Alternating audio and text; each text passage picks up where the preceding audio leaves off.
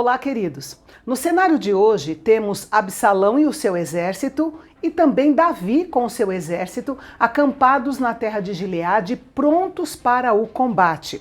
O objetivo de Absalão é um só: matar seu pai, o rei Davi, e tomar posse do trono definitivamente. Davi contou os seus soldados e os dividiu em 3 companhias e os colocou sob o comando de Joabe, Abisai, irmão de Joabe, e Itai, o estrangeiro de Gate, que tinha se unido a ele com seus homens. Davi queria acompanhá-los na batalha, mas seus homens insistiram que dessa vez ele não fosse.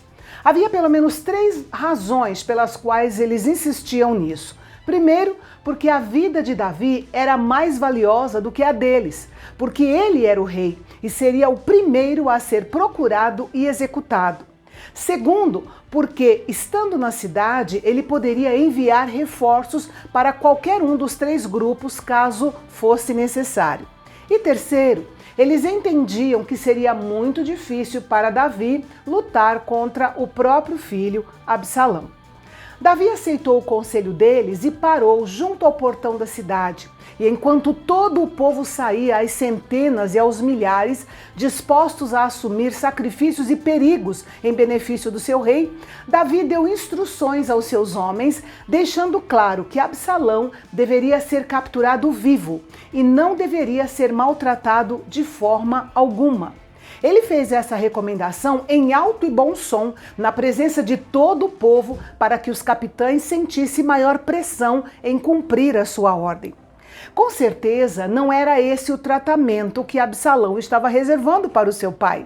Ele o havia expulsado de Jerusalém, tomado o trono, violentado as concubinas de Davi e estava determinado a matá-lo assim que o encontrasse.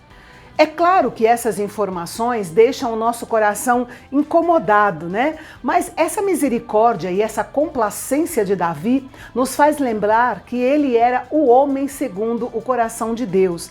E isso nos leva a sermos gratos ao nosso Pai Celestial, que não nos trata de acordo com os nossos pecados. Em sua graça, ele nos dá aquilo que não merecemos e em sua misericórdia deixa de nos dar aquilo que merecemos. A batalha se desenrolou na floresta de Efraim, entre aqueles que eram leais a Davi e o restante do povo de Israel, que foi seduzido pelo carisma e o poder de Absalão.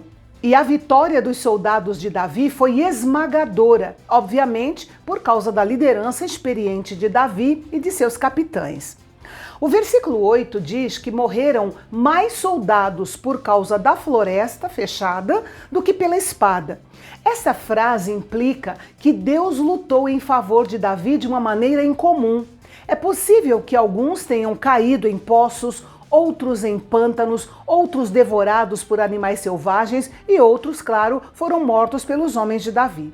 Enfim, Deus não precisava de uma espada para deter Absalão, o filho rebelde de Davi. Ele usou simplesmente o galho de uma árvore. Absalão estava montado em sua mula, que era o transporte comum dos filhos do rei, indo ao encontro dos homens de Davi, quando passou debaixo dos ramos de um grande carvalho e sua cabeça ficou presa entre os ramos. Provavelmente sua cabeleira tenha se enroscado nos galhos, enquanto a mula seguiu em frente e ele ficou pendurado.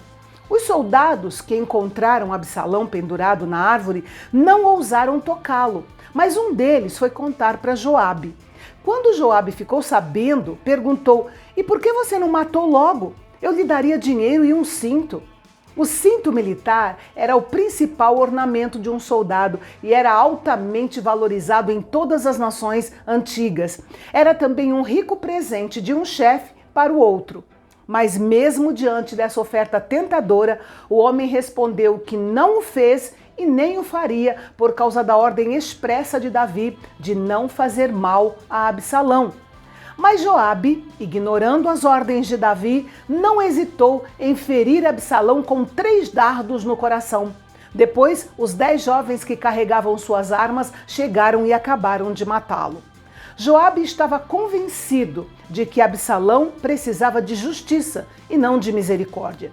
Com a morte de Absalão, a guerra e a rebelião terminaram, e o povo de Israel, que seguia Absalão, fugiu, cada um para a sua tenda.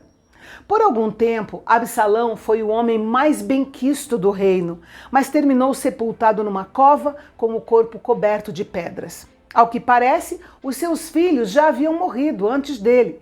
E não restava ninguém na sua família para dar continuidade ao seu nome. Por isso, ainda em vida, ele ergueu uma coluna que chamou de Pilar de Absalão para manter o seu nome vivo. Podemos dizer que Joabe estava certo e errado ao mesmo tempo. Estava certo por entender que era melhor para Davi e para Israel que Absalão estivesse morto. E estava errado por desobedecer a ordem do rei, que era a autoridade designada por Deus sobre ele. Enfim, a guerra e a rebelião haviam chegado ao fim. Joabe só precisava agora avisar o rei. Ahimaás, o filho de Zadok, o sacerdote, era um corredor conhecido, muito ágil.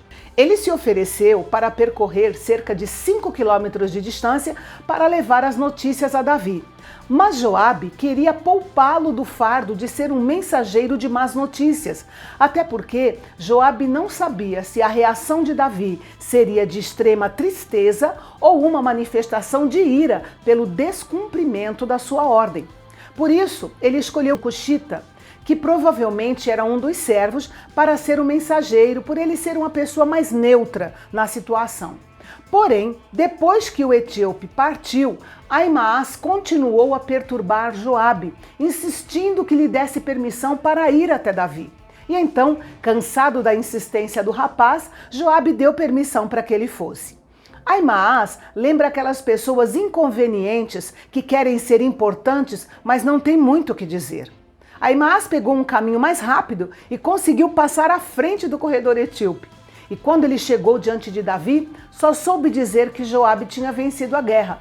Mas sobre Absalão, parece que ele não conseguiu encontrar as palavras certas para dar ao rei a notícia da sua morte. E assim, acabou ficando de lado como espectador. Logo em seguida, chegou o corredor etíope, que transmitiu ao rei a mensagem completa. Quando Davi perguntou por Absalão, o moço respondeu de forma indireta, mas compreensível. Ele disse: "Sejam como aquele jovem, os inimigos do rei meu senhor, e todos os que se levantam contra ti para mal." Imediatamente Davi entendeu que Absalão estava morto e ficou profundamente comovido. A ideia hebraica de profundamente comovido implica um tremor violento no corpo, ou seja, Davi ficou completamente abalado com a notícia da morte do seu querido filho, Absalão. Em seu choro e no seu lamento profundo, Davi declarou que queria ter morrido no lugar de Absalão. Mais uma vez, vemos aqui o coração de Deus revelado no coração de Davi, pois Cristo se ofereceu para morrer por nós quando éramos pecadores e vivíamos como inimigos de Deus. Davi teria morrido por Absalão, mas Jesus morreu, de fato, por todos nós. Chegou aos ouvidos de Joabe que o rei estava inconsolável. Isso o deixou injuriado e ele foi até o palácio disposto a mostrar sua total reprovação ao comportamento de Davi. A reação de Davi à atitude de Joabe você confere amanhã aqui no canal Bendito. Eu espero você. Até lá.